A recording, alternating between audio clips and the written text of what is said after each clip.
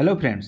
तो आज एक बार फिर आपको अपना चैनल GS 360 डिग्री क्लासेस में स्वागत है। और जो हम लोग 30 क्वेश्चन का क्विक रिवीजन सीरीज जो चला रहे हैं उसमें सामाजिक अध्ययन और सामाजिक विज्ञान का ये अगला सेट है जो 30 क्वेश्चन का है।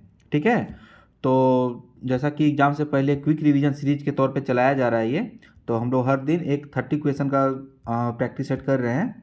उसका आगे का क्वेश्चन है कि निम्नलिखित में से, ठीक है, निम्नलिखित में से कौन एक भारतीय संविधान के उद्देश्यों को प्रतिबिंबित करता है। याद रखिएगा, भारतीय संविधान का। देखिए आज का सेट बहुत ही महत्वपूर्ण है, बहुत अच्छा क्वेश्चन इसमें है, तो आप लोग थोड़ा इसको केयर होकर देखिए। और यहाँ से डेफिनेटली आपको क्वेश्चन हर किसी न किसी एग्जाम में देखने को मिलता ही है। ठीक है, चाहे वो BPSC हो, JPSC हो, CTET हो, KVS हो, SSC हो, या किसी भी एग्जाम में आप देखिए तो ये देखने को वनडे एग्जाम में मिलता ही मिलता है। ठीक है, तो देखिए यहाँ बोला जाता है कि निम्नलिखित में से कौन एक भारतीय संविधान के उद्देश्यों को प्रतिबिंबित करता है। ठीक है ना, संविधान के उद्देश्य क्या है, भारतीय संविधान के उद्देश्य क्या है, तो ये आपको कहाँ मिलता है आपका, तो आपका प्रियम्बल में मिलता है। ठीक है, भारत के संविधान के प्रस्तावना में भारतीय संविधान के उद्देश्य मिलते हैं। ठीक है, देखिए अगला क्वेश्चन क्या है आपका, भारत के संविधान निर्माण सभा में छत्तीसगढ़ के निम्नलिखित व्यक्ति ब्रिटिश क्षेत्रों से निर्वाचित हुए थे। देखिए क्या बोल रहा है, भारतीय संविधान के निर्माण सभा के छत्तीसगढ़। देखिए ये जो छत्तीसगढ़ के स्टूडेंट जो CTET, KVS, BPSC या जो भी दे रहे हैं तो उनके लिए ये इंपॉर्टेंट बन जाता है, बाकी आप लोग इसको स्किप कर सकते हैं। ठीक है, तो इसका होगा रविशंकर शुक्ल, ठाकुर छेदीलाल और घनश्याम गुप्त। ठीक है, घनश्याम से गुप्त, यानी कि इसका 4 आंसर हो जाएगा।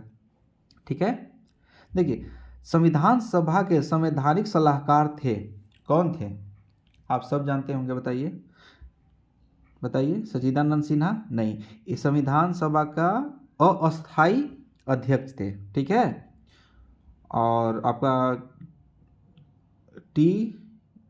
टी कृष्णाचारी क्या थे, प्रारूप समिति के सदस्य थे। ठीक है, तो इसका आंसर आपका हो जाएगा BN राव थे। ठीक है, संवैधानिक सभा के सलाहकार कौन थे, BN राव। ठीक है, तो इसका 3rd आंसर होगा। आगे क्या पूछ रहा है, निम्नलिखित में से क्या, निम्नलिखित में से किस वाद में भारतीय संविधान के मूलभूत ढांचे, ठीक है ना, बेसिक कॉन्सेप्ट, ठीक है, की अवधारणा, कॉन्सेप्ट ऑफ बेसिक स्ट्रक्चर प्रतिपादित की गई थी। बताइए किसमें किया गया था, बताइए। इंदिरा साहनीवाद में किया गया था, शंकरी प्रसादवाद में किया गया था। देखिए यही शंकरी प्रसादवाद है जो पहला संवैधानिक जो चुनौती दिया गया था 1951 में, शंकरी प्रसाद। ठीक है, याद रखिएगा। रुदल शाहवाद, ठीक है, तो बताइए basic concept of basic structure किस में दिया गया था, तो इनमें से कोई नहीं हो जाएगा। ठीक है, क्योंकि ये 1973 में केशवानंद भारती, ठीक है, केशवानंद भारती बनाम भारत सरकार के विरुद्ध जो पिटीशन किया गया था उसमें फंडामेंटल राइट को चुनौती दिया गया था। ठीक है, तो ये आपका देखेंगे क्या, तो बेसिक कॉन्सेप्ट ऑफ स्ट्रक्चर कब आया था, 1973 में, केशवानंद भारतीवाद, यानी कि इसमें से कोई नहीं होगा।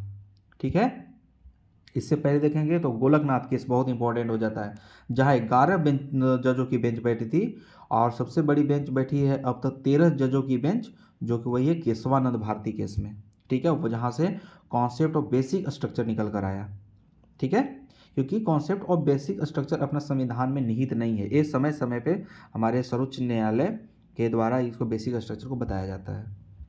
भारत के सर्वोच्च न्यायालय ने, ठीक है, भारत के सर्वोच्च न्यायालय ने संविधान में मूल संरचना सिद्धांत, बुनियादी ढांचा सिद्धांत का प्रतिपादन निम्नलिखित में से किस मुकदमे में किया।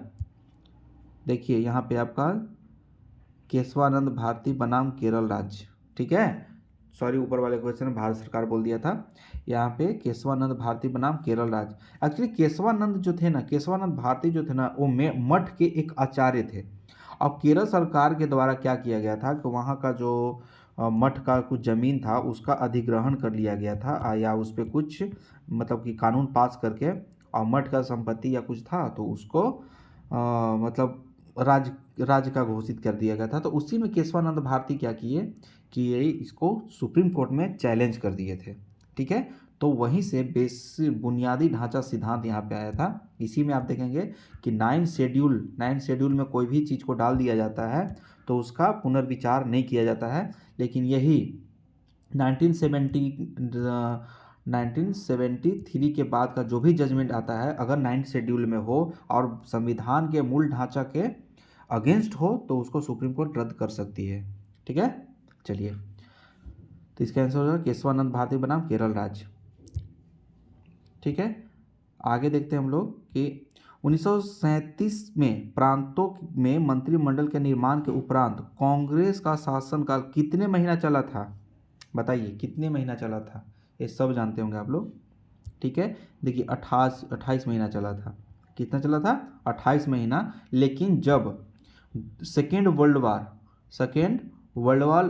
वार स्टार्ट हुआ और कांग्रेस का बिना पूछे इंडिया को यानी भारत को सेकेंड वर्ल्ड वार में झोंक देना, सेकेंड वर्ल्ड वार में इंडिया को शामिल कर लेना, यही हुआ कि जो कांग्रेस मंत्रिमंडल था वो सब जगह इस्तीफा दे दिया था। ठीक है, चलिए आगे देखते हैं। आगे क्या बोला? भारत के संविधान में अंतर्राष्ट्रीय शांति और सुरक्षा की नीति। ठीक है, भारत के संविधान में अंतर्राष्ट्रीय शांति और सुरक्षा की अभिवृत्ति कहाँ उल्लेखित है? बताइए कहाँ उल्लेखित है? बताइए कहाँ? देखिए, राज्य के नीति तत्व, डीपीएसपी, आर्टिकल्स 51 याद रखिएगा। ठीक है, अंतर्राष्ट्रीय संबंध यहीं से दिया गया है, अंतर्राष्ट्रीय शांति और सुरक्षा वर्ड का यूज किया गया है वहाँ पे। ठीक है, और आर्टिकल 50 में क्या है? इसमें न्यायपालिका, कार्यपालिका, विधायिका का सेपरेशन है। ठीक है, देखिए, और 51A क्या है? आपका मौलिक कर्तव्य है। मौलिक कर्तव्य, जैसे यहाँ पे देखिए उद्देश्य का मौलिक कर्तव्य 51A। ठीक है, इसे कब जोड़ा गया था बताइए आप लोग? 42वां संविधान संशोधन में। इसके 42वां संविधान संशोधन मूल कर्तव्य किसके रिकमेंडेशन पे लागू किया गया था? चलिए आप लोग बताइए। ठीक है, स्वर्ण से समिति, क्या यह सही है या गलत है? आप लोग इसको बताइए। ठीक है, निम्नलिखित में से कौन सा राज्य का नीति निर्देशक तत्व डायरेक्टिव प्रिंसिपल नहीं है? क्या पूछ रहा है? नहीं है, कीवर्ड पकड़ना है। ठीक है, देखिए, मादक पेयों के उपयोग का निषेध करना डेफिनेटली है। आर्टिकल कितना है? 48 है या 48A है या 47 है? चलिए 3 ऑप्शन है, ये आप लोग को बताना है।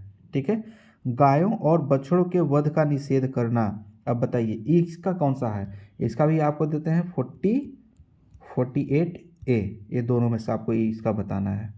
ठीक है, पर्यावरण का संरक्षण तथा संवर्धन। ठीक है, अब बताइए 21 में है, इस भी 48A, इन दोनों में से आपको इसका बताना है। देखिए 3 आप लोग को बताना है यहाँ पे। ठीक है, जो कि 16 वर्ष की आयु तक के बच्चों को निःशुल्क शिक्षा। आपका डीपीएसपी में ये बात नहीं कहा गया है। देखिए डीपीएसपी में क्या बोला गया है? 0 से 6 आपका डीपीएसपी में दिया गया है। 6 से 14 जो आपका है वो फंडामेंटल राइट बना दिया गया है कि अंतर्गत आर्टिकल 21A। ठीक है, ये आपका फंडामेंटल राइट, यानी कि 0 से 6 आपका डीपीएसपी आर्टिकल 45। ठीक है, आपका 16 से 14 फंडामेंटल राइट। ठीक है, आर्टिकल 21A। 6 से 14 फंडामेंटल ड्यूटीज़। ठीक है, आर्टिकल 51A। इसमें कहा गया है, देखिए इसमें कहा गया कि 0 से 6 यानी कि 0 से 6 एज का जो बच्चा होगा उसको शिक्षा, बेसिक एजुकेशन देना किसका कर्तव्य है? तो ये आपका सरकार का दायित्व है। ठीक है, किसका? सरकार का। जब 6 साल के आप हो जाते हैं तो 6 साल से 14 साल तक का शिक्षा आपका अधिकार बन जाता है, फंडामेंटल राइट बन जाता है। ठीक है, राइट टू एजुकेशन बन जाता है आपका, यानी आर्टिकल 21A। और जब 16 से ही 6 से 14 साल का ही ये जो दिया गया है। तो देखिए एक तरफ पहला यहाँ पे सरकार का दायित्व है और फंडामेंटल राइट यानी फर्स्ट सेकेंड एंड थर्ड। तो 6 से 14 का जो ये है ये बच्चों का फंडामेंटल राइट है। इस पे बच्चा को किसी भी एजुकेशन मतलब एजुकेशन उसको मिलना चाहिए, ठीक है, कहीं ना कहीं से उसका फंडामेंटल राइट हो जाता है।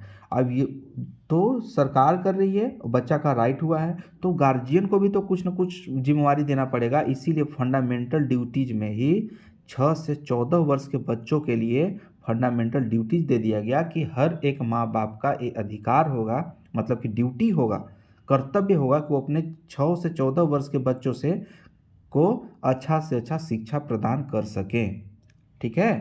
तो ये आप लोग अच्छा से ध्यान रखेंगे, ठीक है। अब आप लोग ये बताना है कि बताइए 85th कॉन्स्टिट्यूशनल अमेंडमेंट में किया गया था या 86 किया गया था या और कोई और है, हमको बस इतना बताइए आप लोग, ठीक है। चलिए तो आपका इसका आंसर हो जाएगा डीपीएसपी में नहीं है, एज 0 से 6 वर्ष के आयु तक है, ठीक है। आगे क्या बोल रहा है आपका, देखिए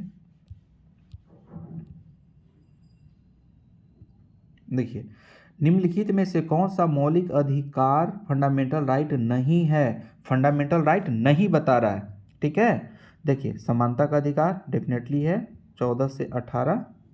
शोषण के विरुद्ध अधिकार है 23 एंड 24 आर्टिकल।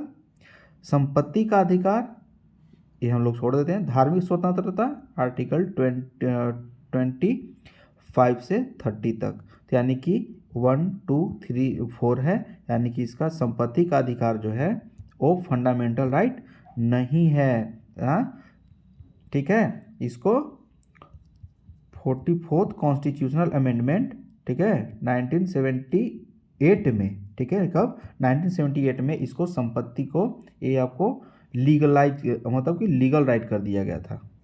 क्या लीगल राइट कर दिया गया था, फंडामेंटल राइट से हटा के आर्टिकल कितना में डाला गया था बताइए।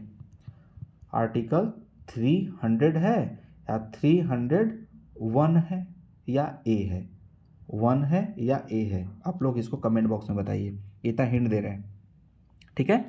आगे प्रत्यक्ष बंदीकरण अधिनियम प्रिवेंटिव डिटेंशन एक्ट के अंतर्गत एक व्यक्ति बिना मुकदमा चलाए बंदी बनाया जा सकता है। कितने महीनों के लिए बताइए। ये आपका 3 महीना के लिए है। अब इसको भी एक्सटेंड करके 3 महीना और लिया जा सकता है, किससे, तो वहाँ का जो भी जुडिशियल होगा वहाँ से, ठीक है। चलिए आगे देखते हैं। निम्नलिखित में से किस आधार के, ठीक है, निम्नलिखित में से किस आधार के कारण नागरिक की विचार अभिव्यक्ति की स्वतंत्रता पर प्रतिबंध नहीं लगाया जा सकता है। निम्नलिखित में से किस आधार के कारण नागरिक के विचार अभिव्यक्ति की स्वतंत्रता पर प्रतिबंध नहीं लगाया जा सकता है, बताइए। देखिए भारतीय संविधान की, भारत की संप्रभुता के साथ खिलवाड़ करेंगे तो लगाया जा सकता है।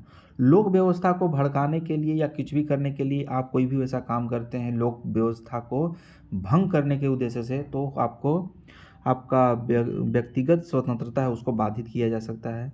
न्यायपालिका का अपमान करते हैं तो उसके लिए भी बाधित किया जा सकता है। लेकिन अवांछनीय आलोचना के लिए, अवांछनीय आलोचना प्रतिबंधित नहीं लगाया जा सकता है, ठीक है, प्रतिबंध नहीं, यानी कि इसका आंसर आपका 4 होगा। आगे क्या बोल रहा है, नागरिकता अधिनियम, ठीक है, क्या नागरिकता अधिनियम 1955 के अंतर्गत पंजीकरण द्वारा भारतीय नागरिकता प्राप्त करने के लिए भारतीय मूल के व्यक्ति को भारत में कितने वर्ष बिताने होंगे, बताइए कितने वर्ष। तो ये आपका 7 वर्ष, ठीक है। कब 55 के अंतर्गत है 7 वर्ष, अभी अमेंडमेंट किया गया है, अमेंडमेंट में क्या है उसको आप लोग देख लीजिएगा, ठीक है। निम्नलिखित यानी इसका होगा 3rd, निम्नलिखित में से भारत में नागरिकता निर्धारण का विशिष्ट अधिकार किसे प्राप्त है, ठीक है। भारत में नागरिकता निर्धारण का विशिष्ट अधिकार किसके पास है बताइए। न्यायपालिका के पास है, राष्ट्रपति के पास है, लोकसभा के पास है या केंद्रीय सरकार के पास है, तो इसका अंदर केंद्रीय सरकार हो जाएगा। कौन होगा, केंद्रीय सरकार होगा। निम्नलिखित देशों में कौन आसियान का सदस्य नहीं है? आसियान का सदस्य नहीं है, बताइए। तो देखिए आसियान क्या है, ठीक है, साउथ ईस्ट एशियन कंट्री है ना, तो उसमें भारत नहीं है। जितना भी यहाँ के 10 देश हैं वही हैं, ठीक है। इंडोनेशिया है, सिंगापुर है, मलेशिया है, थाईलैंड है, कम्बोडिया है, वियतनाम है, ठीक है। आपका इसी में सब हो गया, तो आप इसको देख लीजिएगा, ठीक है। आगे क्या बोल रहा है, ब्रुनेई किस राष्ट्र समूह का सदस्य है? ब्रुनेई किसका है, बताइए।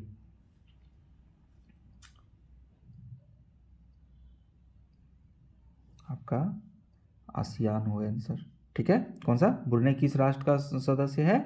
आसियान का, ठीक है। तो आसियान कौन कौन सा है? 10 कंट्री आप लोग मैप पे लोकेट कर लीजिए, क्योंकि यहाँ से क्वेश्चन पूछ सकता है। भारत विकास फोरम IDF पहले जाना जाता था, ठीक है, किस नाम से जाना जाता था, बताइए। भारत सहायता क्लब के नाम से जाना जाता था, ठीक है। भारत सहायता क्लब, भारतीय विकास फोरम किस नाम से जाना था? भारतीय सहायता क्लब, ठीक है। आगे क्या है आपका, निम्नलिखित देशों पर विचार कीजिए, ठीक है। ब्राजील, मैक्सिको, दक्षिण अफ्रीका। अंकटाड के अनुसार उपयुक्त में से कौन से देश उभरती हुई अर्थव्यवस्था कोटि की हैं? कौन है, बताइए। तो आप लोग बस याद रखिए, आपका सभी हैं, जितने भी हैं सब दिख रहे हैं आपको। बस अफ्रीकन कंट्रीज़ का कुछ, जैसे सूडान हो गया, चाड हो गया, नाइजीरिया हो गया, ठीक है, माली हो गया, लीबिया हो गया, ठीक है, साउथ सूडान, इथोपिया, यहाँ पे हमेशा कुछ ना कुछ चरमपंथी गतिविधियाँ चलती रहती है, इसलिए यहाँ का विकास बहुत ही ज़्यादा बाधित होता है। तो कुछ आप यहाँ पे ट्रिक लगा के आप लोग इसको कर सकते हैं, ठीक है। आगे बोल रहा है कि निम्नलिखित में से, ठीक है, निम्नलिखित में से कौन सी बातें भारतीय विदेशी प्रत्यक्ष निवेश, क्या है, FDI का बात कर रहा है, प्रत्यक्ष निवेश, भारत विदेशी प्रत्यक्ष निवेश की समाविष्ट होंगी, ठीक है। तो देखिए, भारत में विदेशी कंपनियों की सहायक कंपनियां, हाँ, समाविष्ट होंगी, सही है। भारतीय कंपनियों में बहुसंख्यक विदेशी इक्विटी धारण, हाँ, ये भी सही है आपका, ठीक है। विदेशी कंपनियों द्वारा अनन्य रूप से वित्त पोषित कंपनियां, हाँ, सही है। पोर्टफोलियो निवेश नहीं, FII फॉरेन, ठीक है, और FIQ ये आपका डायरेक्ट इन्वेस्टमेंट नहीं होता है, ठीक है, फॉरेन इंस्टीट्यूशनल होता है ये, तो ये आपका नहीं होगा, यानी कि 4 इसका जब नहीं होगा तो इसका आंसर हो जाएगा 1, 2 एंड 3, ठीक है, 1, 2, 3। देखिए आगे क्या बोले, बाह्य ऋण के आकार और घटकों के आधार पर विश्व बैंक ने भारत का वर्गीकरण किया है, ठीक है। भारत का वर्गीकरण किसके किया है? तो कम ऋणी देश के रूप में, ठीक है। हालांकि ये सब तो आपका करंट अफेयर का मुद्दा है, तो इसमें आप लोग उतना ज़्यादा मतलब प्रेशर लेने की ज़रूरत नहीं है, ठीक है।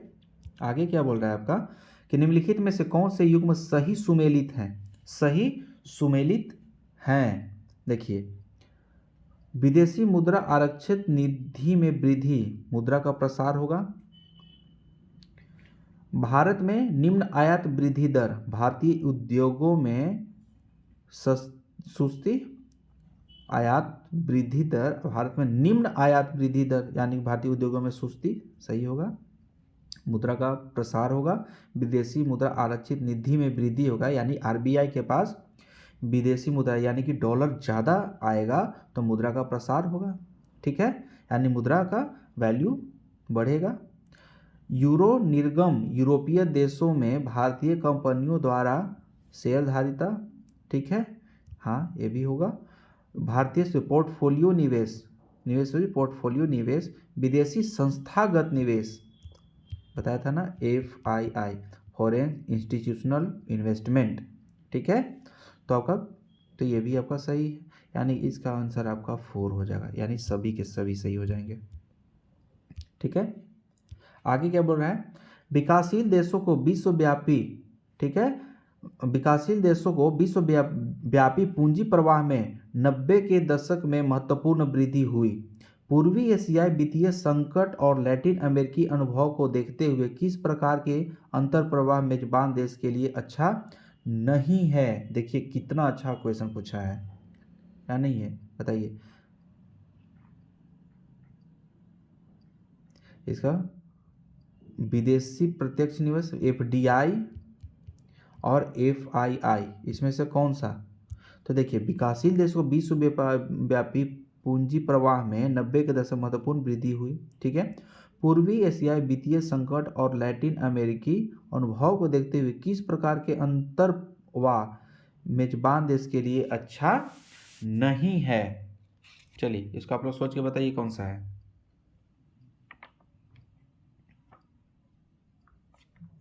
देखिए इसका आपका विदेशी पोर्टफोलियो निवेश आंसर होना चाहिए, ठीक है। इसका थर्ड आप लोग क्रॉस चेक कर लेंगे, लेकिन आंसर आपका प्रत्यक्ष विदेशी निवेश दिया हुआ है, ठीक है ना। एक्चुअली देखिए इसको आप कॉन्सेप्ट से समझा देता हूँ, ठीक है। एक्चुअली बात है ना कि एफडीआई जो होता है ना वो अस्थायी पूंजी होता है, ठीक है। तो जब आप रुपये का परिपूर्ण परिवर्तनीयता कर देते हैं तो कोई भी विदेशी कंपनी वहाँ से आती है, यहाँ पे इन्वेस्ट करती है, तो उसे एक परिवर्तन करना पड़ता है कि उसका रुपया, जैसे यहाँ डॉलर नहीं चलता है तो रुपया यहाँ पे इन्वेस्ट करना है उसको रुपया में। अगर मान कर चलिए भारत का बाजार गिरने लगता है, शेयर मार्केट गिरने लगता है, तो कोई भी आएगा, ठीक है, तो फटाफट अपना शेयर अपना रुपया को पूरी तरीक़े से 100 रुपया है तो 100 रुपया परिवर्तन करके वो जल्दी से भारत से भाग जाएगा।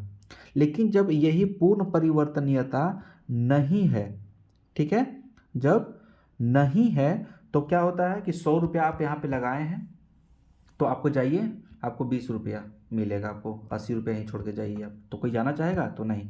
तो इसलिए क्या होगा कि प्रत्यक्ष विदेशी निवेश पे ज़्यादा फोकस करना पड़ता है। इससे क्या होता है कि कोई भी कंपनियाँ विदेश से आके भारत में पूरा का पूरा सेटअप लगाती है, या तो ग्रीन फील्ड हो या ब्राउन फील्ड हो। तो पूरी तरीके से जब कंपनी सेटअप लगाती है तो सेटअप लगाने से फिर वो यहाँ से क्या लेके अपना मशीनरी हो गया या अपना पूंजी हो गया लेके तो जा नहीं पाएगा, ठीक है। लेकिन वहीं आपका विदेश पोर्टफोलियो निवेश है एफ, ठीक है, एफआईआई जब है तो क्या होता है, बस आया शेयर मार्केट गिरा सारा पैसा लेके निकल गया, ठीक है। तो नहीं अगर पूछेगा तो विदेशी पोर्टफोलियो निवेश, अब बोलेगा कौन सा अच्छा है तो विदेशी प्रत्यक्ष विदेशी निवेश, ठीक है। समझ गए आप लोग? देखिए आगे क्या बोल रहा है आपका कि प्रत्यक्ष विदेशी निवेश यानी कि एफडीआई तथा एफआईआई संस्थागत विदेशी निवेश, ठीक है, दोनों ही किसी देश में निवेश से संबंध है। निम्नलिखित में से कौन सा कथन दोनों के बीच की एक महत्वपूर्ण भिन्नता का सबसे अच्छे ढंग से व्यक्त करता है? बताइए क्या है इसका। देखिए एफआईआई इसका सेकेंड आंसर होगा। एफआईआई व्यापक स्तर पर पूंजी उपलब्धता बढ़ाने में सहायक है, जबकि एफडीआई का लक्ष्य केवल विशिष्ट क्षेत्रों तक सीमित है। एफआईआई हालांकि ये टोटल शेयर मार्केट पे डिपेंड करता है। शेयर मार्केट में आएगा पूंजी लगाएगा, आप पूंजी आज लग एफआईआई विदेश से आके 1 लाख करोड़ लगाया और वो इतना उछाल करेगा 150 करोड़ कमा के चला गया, ठीक है, 1.5 लाख करोड़ कमा के चला गया। तो एफआईआई आपका ज़्यादा मतलब परिवर्तन होता है या तरलता होता है, ठीक है, इसको फ्लॉट मनी बोलते हैं, ठीक है, या ठीक है। तो लेकिन एफडीआई क्या होता है, वो तो आया एक हाथी की तरह बैठ गया, यानी कि वो अच्छा तरीका से चलाएगा, ठीक है। तो हम लोग के कोई भी होता किसी भी देश के लिए एफडीआई अच्छा होता है, मतलब कि किसी भी सिचुएशन को हैंडल करने के लिए। लेकिन अगर पूंजी बनाना है तो एफआईआई सबसे ज़्यादा पूंजी देता है, याद रखिएगा।